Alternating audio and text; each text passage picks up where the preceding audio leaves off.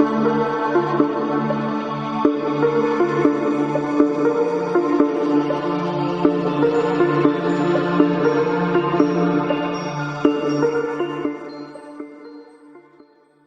कहानी एक ऐसे साइंटिस्ट की है जो अपने प्यार को पाने के लिए एक टाइम मशीन का इन्वेंशन करता है। इस कहानी की शुरुआत 1899 में कोलंबिया यूनिवर्सिटी के लेक्चरर डॉक्टर अलेक्जेंडर से होती है, जो कि एक इन्वेंटर भी होते हैं। रिसर्च और इन्वेंशन में रुचि होने के कारण उन्होंने इसमें ही अपना कैरियर आगे बढ़ाया। इसके बाद डॉक्टर अलेक्जेंडर अपनी मंगेतर से मिलते हैं, जिसका नाम एमा होता है। डॉक्टर अलेक्जेंडर एमा को बहुत चाहते हैं। HDK मूवीज वर्ल्ड में आप सभी का स्वागत है। We are presenting the time machine. Movie में हम आगे देखते हैं कि एक शाम अलेक्जेंडर और एमा पार्क में घूम रहे होते हैं। तभी वहाँ पर एक चोर आ जाता है, जिसके पास एक गन होती है और वो उन दोनों को धमकाते हुए कहता है, तुम्हारे पास जो कुछ भी है वो मुझे दे दो। डॉक्टर अलेक्जेंडर उसको अपना सारा सामान दे देते हैं। तभी उस चोर की नज़र एमा के उस रिंग पर पड़ती है, जिसे अलेक्जेंडर ने अपने प्यार की निशानी के तौर पर दी थी। चोर उससे वो रिंग मांगता है, लेकिन एमा उसको वो रिंग देने से मना कर देती है। फिर चोर उनसे छीना झपटी करने लगता है। इसी बीच गलती से उस चोर से गोली चल जाती है, जो एमा को लगती है, जिससे उसकी मौत हो जाती है। ये देखकर डॉक्टर अलेक्जेंडर बहुत दुखी हो जाते हैं और वो चोर वहाँ से भाग जाता है। इस हादसे के बाद डॉक्टर अलेक्जेंडर पूरी तरह टूट जाते हैं। वो इस हादसे को भुला नहीं पाते हैं। वो एमा को किसी भी हालत में दोबारा पाना चाहते हैं। इसके बाद डॉक्टर अलेक्जेंडर डिसाइड करते हैं वो एक टाइम मशीन बनाएंगे, जिसकी मदद से वो वक्त में पीछे जाकर एमा की जान बचाएंगे, जिससे वो दोबारा से एमा को पा सकें। मूवी में हम आगे देखते हैं कि डॉक्टर अलेक्जेंडर टाइम मशीन के प्रोजेक्ट पर रिसर्च शुरू कर देते हैं। वो दिन और रात रिसर्च में लग जाते हैं। वो टाइम मशीन की थ्योरी को सुलझाने में इतना व्यस्त हो जाते हैं कि अब वो बाहर जाना भी बंद कर देते हैं और साथ ही लोगों से मिलना जुलना भी बंद कर देते हैं। मूवी में हम आगे डेविड को देखते हैं, जो कि डॉक्टर अलेक्जेंडर का दोस्त होता है। डेविड को डॉक्टर अलेक्जेंडर की हालत देखकर बहुत दुख होता है। वो हर रोज अलेक्जेंडर को समझाता है कि तुम्हें इन सब चीज़ों को भूलना होगा। एमा अब इस दुनिया में नहीं है। जो हो गया उसे बदला नहीं जा सकता। डॉक्टर अलेक्जेंडर उसकी बातों पर जरा भी ध्यान नहीं देते हैं और वो अपनी रिसर्च में खोए रहते हैं। इसी तरह उन्हें अपने इन्वेंशन को पूरा करते करते 4 साल बीत जाते हैं। इसके बाद हमें सन 1903 में दिखाया जाता है, जहां डॉक्टर अलेक्जेंडर टाइम मशीन को बना लेते हैं। वही हमेशा की तरह डेविड उनसे मिलने आता है और वो एक बार फिर अलेक्जेंडर से कहता है कि तुम्हें इन सब चीज़ों से बाहर आना चाहिए। तुम काफ़ी दिन हो गए हो यहाँ से बाहर भी नहीं निकले हो। तुम्हारी दिमागी हालत ठीक नहीं है। इसके बाद डेविड और अलेक्जेंडर के बीच बहस हो जाती है। फिर डॉक्टर अलेक्जेंडर डेविड को वहाँ से जाने के लिए कहते हैं। इसके बाद डेविड वहाँ से चला जाता है। डेविड के वहाँ जाने के बाद अब वो टाइम मशीन की तरफ जाते हैं, जिसको बनाने में उन्हें वर्षों लग गए। इसके बाद वो टाइम मशीन में बैठ जाते हैं और वो उसमें उस समय को सेट करते हैं जब वो एमा से मिले थे। फिर वो उसे स्टार्ट कर देते हैं। टाइम मशीन के शुरू होते ही कुछ ही देर में वो समय में उस वक्त में पहुंच जाते हैं जहां वो एमा से मिले थे। अब वो सीधे एमा के पास जाते हैं और वो उसे इस बार पार्क में ले जाने के बजाय उसे कहीं और ले जाते हैं। लेकिन वहाँ भी एमा का एक्सीडेंट हो जाता है। उस पर एक बग्गी पलट जाती है, जिससे उसकी एक बार फिर मौत हो जाती है। अलेक्जेंडर एमा को बचाने के लिए कई बार पास्ट में जाते हैं, लेकिन किसी न किसी वजह से एमा की जान चली ही जाती है। काफी कोशिशों के बाद अब वो समझ जाते हैं कि मैं चाहे जितनी भी कोशिश क्यों ना कर लूं, लेकिन मैं पास्ट को नहीं बदल सकता। वो समझ नहीं पाते हैं कि मैं पास्ट को क्यों नहीं बदल सकता। फिर वो सोचते हैं कि शायद मैं जिस सवाल का जवाब पास्ट में ढूंढ रहा हूँ वो मुझे फ्यूचर में मिल जाए। इस जवाब को पाकर वो वापस पास्ट में जाकर एमा को बचा सकें। इसके बाद मूवी में हम आगे देखते हैं कि डॉक्टर अलेक्जेंडर अपनी टाइम मशीन में बैठकर फ्यूचर में सन 2030 में पहुंच जाते हैं। वो उस वक्त न्यूयॉर्क में होते हैं। अब वो वहाँ की एक लाइब्रेरी में जाते हैं। उन्हें लगता है कि शायद उनके सारे सवालों का जवाब वहाँ मिल जाए। वहीं वो एक कंप्यूटर होलोग्राम से मिलते हैं, जिसका नाम वॉस्क 114 होता है और वो उससे पूछते हैं कि तुम टाइम मशीन के बारे में क्या जानते हो। फिर वो अलेक्जेंडर से कहता है कि टाइम मशीन जैसा कुछ नहीं होता है और ना ही धरती पर ऐसा कोई आविष्कार हुआ है। वॉस की बात सुनकर अलेक्जेंडर काफी परेशान हो जाते हैं, क्योंकि वो जिस जवाब की तलाश में यहाँ आए थे वो उन्हें यहाँ नहीं मिलता। इसके बाद वो डिसाइड करते हैं कि वो वक्त में और आगे जाएंगे। वो सोचते हैं कि हो सकता है कि वो जवाब मुझे वहाँ मिल जाए। उन्हें लगता है कि शायद भविष्य के लोगों ने टाइम मशीन की खोज कर ली हो। इसके बाद हम आगे देखते हैं कि डॉक्टर अलेक्जेंडर टाइम मशीन में बैठकर सन 2037 में पहुंच जाते हैं। वो देखते हैं कि इस समय में मानव ने काफी तरक्की कर ली है और वो चांद पर भी बस्ती बसा चुके हैं। लेकिन चांद में इंसानों के एक्सपेरिमेंट के कारण एक बहुत बड़ी दरार हो जाती है, जिससे वो धीरे धीरे टूट रहा होता है और वो धीरे धीरे धरती की तरफ बढ़ रहा होता है। चांद की ऐसी हालत होने से धरती का भी एनवायरनमेंट बदलने लगता है। धरती पर भयानक तूफान और विनाशकारी भूकंप आने लगते हैं। यहाँ इंसानों की हालत बहुत खराब होती है। डॉक्टर अलेक्जेंडर अपनी टाइम मशीन से बाहर आकर इस भयानक घटना को देख ही रहे होते हैं कि तभी वहाँ पर कुछ सिपाही आ जाते हैं और उन्हें वहाँ से बचाते हुए अपने बेस पर ले जाने लगते हैं। अलेक्जेंडर सिपाहियों से अपना पीछा छुड़ाते हुए वहाँ से भाग जाते हैं और टाइम मशीन में बैठ जाते हैं। जैसे ही अलेक्जेंडर टाइम मशीन में टाइम सेट करने लगते हैं, तभी धरती पर जोर जोर से भूकंप आने लगते हैं, जिस वजह से टाइम मशीन हिलने लगती है। डॉक्टर अलेक्जेंडर टाइम मशीन में टाइम सेट ही कर रहे होते हैं। इसी बीच भूकंप की वजह से जोर से झटका लगता है, जिससे उनके सर में चोट लगने से वो बेहोश हो जाते हैं और अब टाइम मशीन स्टार्ट हो जाती है। समय सही से सेट ना होने के कारण वो फ्यूचर में आगे बढ़ती ही रहती है। इसी बीच हम देखते हैं कि चांद के तबाह होने से धरती पर जो तबाही हुई थी, अब वो धीरे धीरे सही होने लगती है। मूवी में हम आगे देखते हैं कि डॉक्टर अलेक्जेंडर को होश आ जाता है और वो टाइम मशीन को रोक देते हैं और जब वो टाइम मशीन में देखते हैं तो हैरान हो जाते हैं, क्योंकि ये सन 8,02,701 होता है। अब तक धरती पर फिर से एवोल्यूशन हो चुका होता है और धरती पर फिर से हरियाली वापस आ जाती है। उस तबाही से कुछ ही इंसान बच पाते हैं। यहाँ हम देखते हैं कि डॉक्टर अलेक्जेंडर की हालत काफी खराब होने के कारण वो फिर से बेहोश हो जाते हैं और जब उन्हें होश आता है तो खुद को एक घर में पाते हैं। वहीं पर एक बच्चा डॉक्टर अलेक्जेंडर को देख रहा होता है। उन्हें होश में आते देख वो वहाँ से जाने लगता है। इसके बाद अलेक्जेंडर उसका पीछा करने लगते हैं। उसका पीछा करते हुए वो बाहर आ जाते हैं।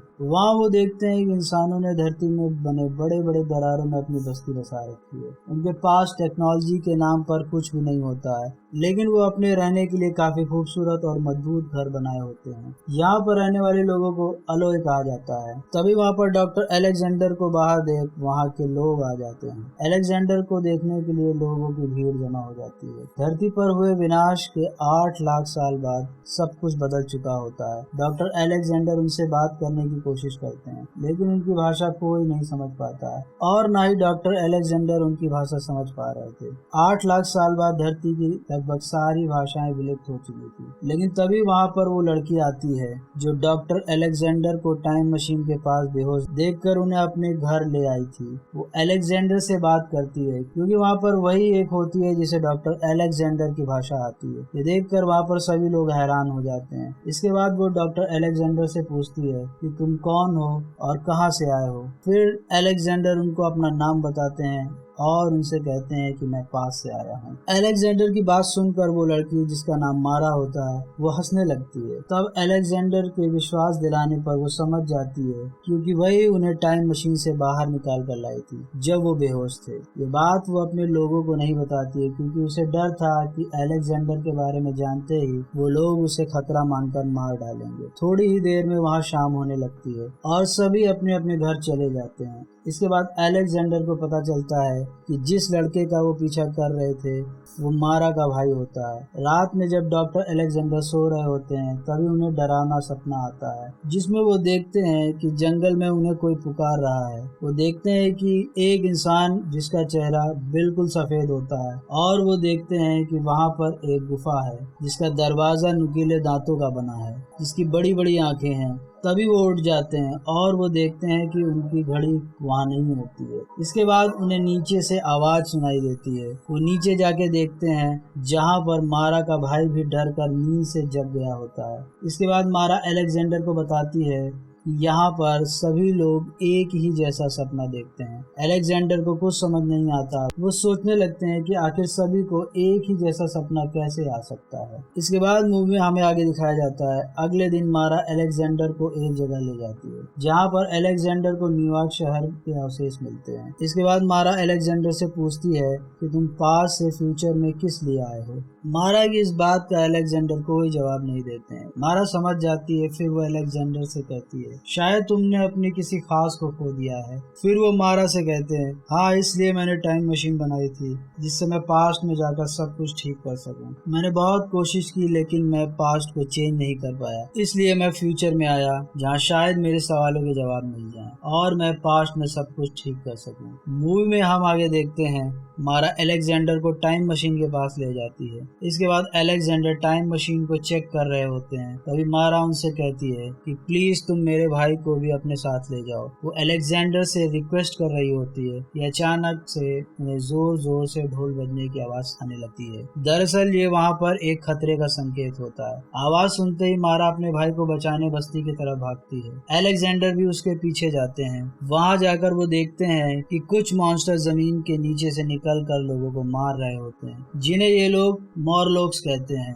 ये मॉन्स्टर जमीन के नीचे रहते हैं। जहाँ इन्हें खाने को कुछ नहीं मिलता तो ये जमीन से बाहर निकलकर इंसानों को पकड़ ले जाते हैं और उन्हें मारकर खा जाते हैं। इसके बाद हम देखते हैं कि मारा अपने भाई को मॉन्स्टर से बचा रही होती है, जिसे देख अलेक्जेंडर भी उसकी मदद करने लगते हैं। तभी एक मॉन्स्टर अलेक्जेंडर के पीछे लग जाता है। अपनी जान बचाते हुए वहां पर बने लकड़ी के एक टावर पर चढ़ जाते हैं। उनके पीछे वो मॉन्स्टर भी उस टावर पर चढ़ जाता है। तभी वो दोनों उस टावर से नीचे गिर जाते हैं। अलेक्जेंडर उस मॉन्स्टर के ऊपर गिरते हैं, जिससे वो उन्हें पकड़ लेता है। इससे पहले कि वो मॉरलॉक मॉन्स्टर अलेक्जेंडर को मारता, तभी वहाँ एक सायरन बजता है। दरअसल ये सायरन उन्हीं मॉरलॉक मॉन्स्टर के लोगों ने बजाया होता है, जिसे सुनते ही वो मॉन्स्टर वहां से जाने लगते हैं। जाते हुए वो कुछ लोगों को पकड़कर अपने साथ ले जाते हैं। वहीं पर वो मारा को भी अपने साथ ले जाते हैं। इसके बाद अलेक्जेंडर वहां पर सभी लोगों से कहते हैं कि हमें मारा को बचाना होगा। फिर वहां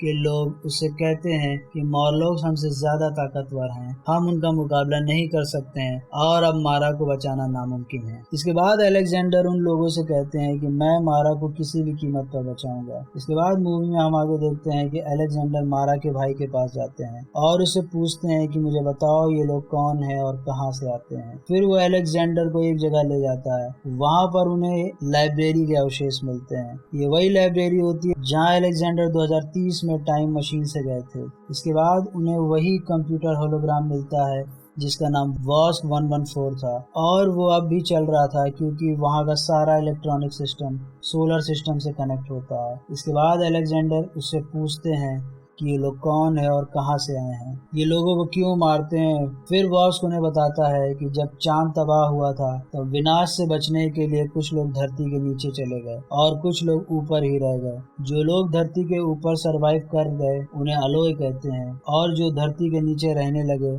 उन्हें मॉरलॉक्स कहते हैं। कई हजार सालों तक जमीन के नीचे रहने से वो सूरज की रोशनी को बर्दाश्त नहीं कर पाते, जिस वजह से वो जमीन के नीचे ही रह गए, जिससे वो मानसिक और शारीरिक रूप से पूरी तरह बदल चुके थे। दरअसल कभी ये पास्ट के इंसान ही थे जो अब मॉरलॉक्स बन गए हैं। खाने की कमी होने के कारण ये अलोय लोगों का शिकार करने लगे। इसके बाद वॉस्क अलेक्जेंडर को मॉरलॉक्स तक पहुंचने का रास्ता बताता है। अब अलेक्जेंडर वॉस्क के बताए हुए रास्ते पर जाता है। आगे जाके उसे वही जगह मिलती है जिसे उसने अपने सपने में देखा था। इसके बाद अलेक्जेंडर मारा के भाई को वहां से वापस जाने को कहता है और उससे वादा करता है कि वो मारा को वापस ले आएगा। मारा के भाई को वापस भेजने के बाद अलेक्जेंडर गुफा के अंदर जाते हैं, जहाँ पर वो चारों तरफ इंसान की टूटी हड्डियां और कंकाल देखते हैं। आगे बढ़कर वो देखते हैं कि वहाँ पर और भी गुफाएं होती हैं जो आपस में एक दूसरे से कनेक्ट होती हैं। वहीं पर वो बड़ी बड़ी मशीनें देखते हैं जो बाहर की हवा को अंदर लाती हैं। तभी वो वहाँ पर देखते हैं कि मॉरलॉक्स कुछ बना रहे होते हैं, जिससे उन्हें पता चलता है कि ये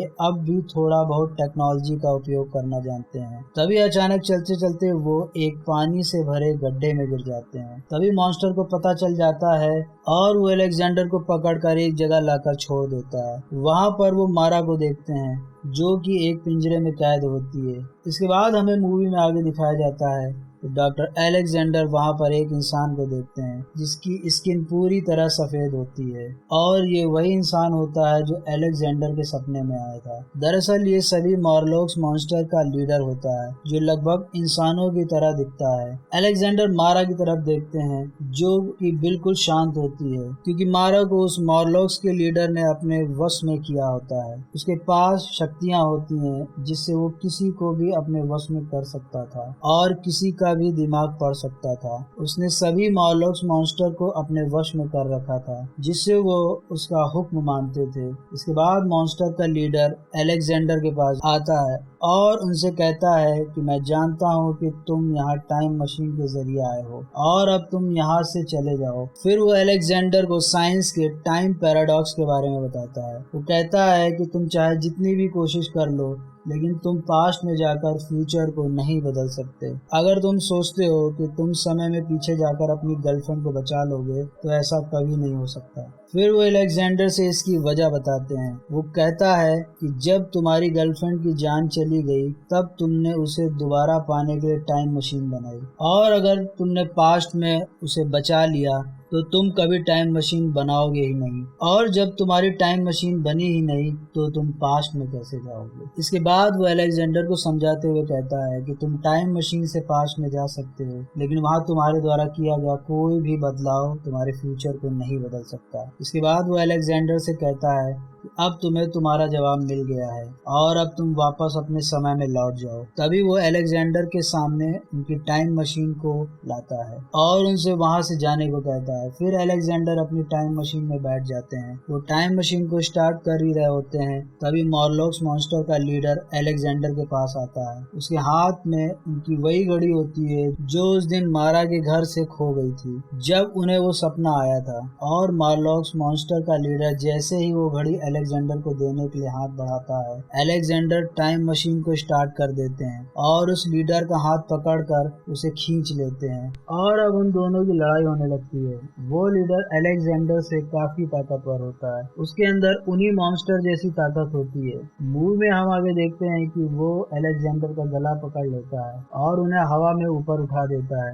वो उन्हें अपने चाकू से मारने ही वाला होता है तभी वो तुरंत उस लीडर से बचने के लिए टाइम मशीन में लगे एक मीटर को तोड़ देते हैं। उसमें से तेजी से गर्म गैस निकलती है जो सीधे उस लीडर के चेहरे पर पड़ती है। तभी अलेक्जेंडर उसे टाइम मशीन से बाहर धक्का दे देते हैं जिससे वो अलेक्जेंडर का गला अपने दोनों हाथों से पकड़कर लटक जाता है। अब उसके दोनों हाथ टाइम मशीन के अंदर होते हैं और उसका बाकी का शरीर टाइम मशीन के बाहर होता है। इसके बाद अलेक्जेंडर टाइम मशीन को फ्यूचर की तरफ स्टार्ट कर देते हैं। टाइम मशीन के चलते ही उसका शरीर जलने लगता है। उसके दोनों हाथ मशीन के अंदर होने के कारण वो फंस जाता है। टाइम मशीन फ्यूचर में आगे बढ़ने लगती है और वो मॉन्स्टर का लीडर पूरी तरह धूल में बदल जाता है। इसके बाद अलेक्जेंडर टाइम मशीन को रोक देते हैं और वो सन 63,54,27,810 में पहुंच जाते हैं। वहां पहुंचकर वो देखते हैं कि धरती पूरी तरह से बंजर हो गई है। वहां चारों तरफ मॉरलॉक्स की गुफाएं होती हैं। ये सब देखकर वो समझ जाते हैं कि मॉरलॉक मॉन्स्टर ने अलॉय लोगों को खत्म कर दिया है। इसके बाद अलेक्जेंडर सोचते हैं कि मैं पास्ट में जाकर अपनी गर्लफ्रेंड एमा को तो नहीं बचा सकता लेकिन मैं कम से कम मारा को तो बचा सकता हूँ। इसके बाद डॉक्टर अलेक्जेंडर टाइम मशीन में बैठकर उस वक्त में जाते हैं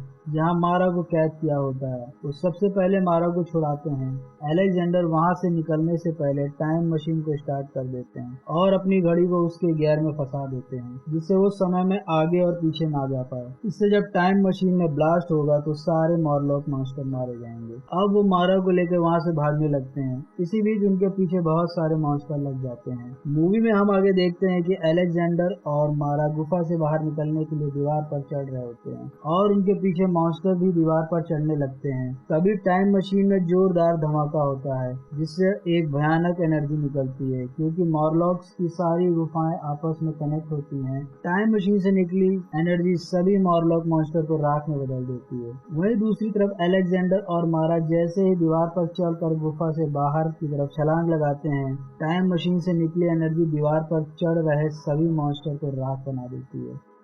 इसके बाद हम देखते हैं कि मॉरलॉक मॉन्स्टर पूरी तरह खत्म हो जाते हैं। डॉक्टर अलेक्जेंडर समय में आगे जाकर पहले ही जान चुके थे कि मॉरलॉक मॉन्स्टर ने सब कुछ तबाह करके पूरी दुनिया पर कब्जा कर लिया है, लेकिन वो वापस यहाँ आकर सारे मॉरलॉक मॉन्स्टर को खत्म करके फ्यूचर को बदल देते हैं। इसके बाद हम मूवी में आगे देखते हैं कि डॉक्टर अलेक्जेंडर की टाइम मशीन तबाह हो चुकी है। हालांकि वो उसे फिर से बना सकते हैं, लेकिन वो फैसला करते हैं कि वो यहीं इसी समय में मारा के साथ रहेंगे। और हम आगे देखते हैं डॉक्टर अलेक्जेंडर उस कंप्यूटर होलोग्राम जिसका नाम वॉस था, उसको वहाँ के बच्चों का टीचर बना देते हैं। यहाँ पर अलेक्जेंडर मारा के साथ बहुत खुश होते हैं और वो इस दुनिया को अपना लेते हैं। इसके बाद मूवी के आखिर में हमें डॉक्टर अलेक्जेंडर के पास 1903 में दिखाया जाता है, जहाँ पर उसका दोस्त डेविड उनके लैब में आता है। यहाँ से अलेक्जेंडर को गए सिर्फ एक ही हफ्ता हुआ होता है। इसके बाद डेविड अलेक्जेंडर की मेट से कहता है कि आखिर में उसको वो जगह मिल ही गई